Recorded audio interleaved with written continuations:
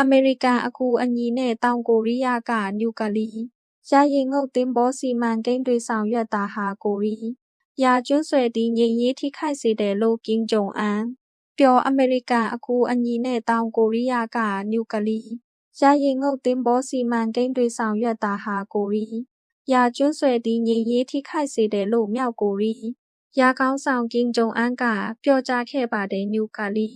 ယာစွမ်းအင်သုံးမဟာဗျူဟာမြောက်ရေငုတ်သင်္ဘောတည်ဆောက်ရေး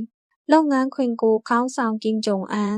နှင့်သမီးဖြစ်သူတို့တွားရောက်စစ်ဆေးကြည့်ရှုခဲ့ချိန်မှာသူကပြောကြား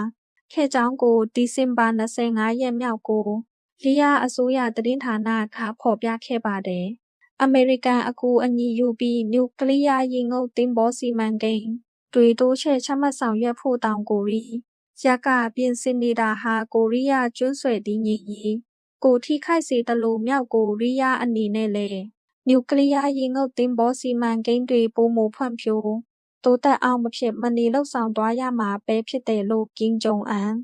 ပြောသွားတာကိုသတင်းမှာဖော်ပြထားပါတယ်။အမေရိကန်အကူအညီယူပြီးနျူကလီယားရေငုတ်သင်္ဘောစီမံကိန်းတွေတိုးချဲ့ချမှတ်ဆောင်ရွက်ဖို့တောင်ကိုရီးယားကပြင်ဆင်နေတာဟာကိုရီးယားကျွန်းဆွယ်တည်ငြိမ်ရေးကိုထိခိုက်စေသလိုမြောက်ကိုရီးယားအနေနဲ့လည်းနျူကလီယားရေငုတ်သင်္ဘောစီမံကိန်းတွေပိုမိုဖွံ့ဖြိုး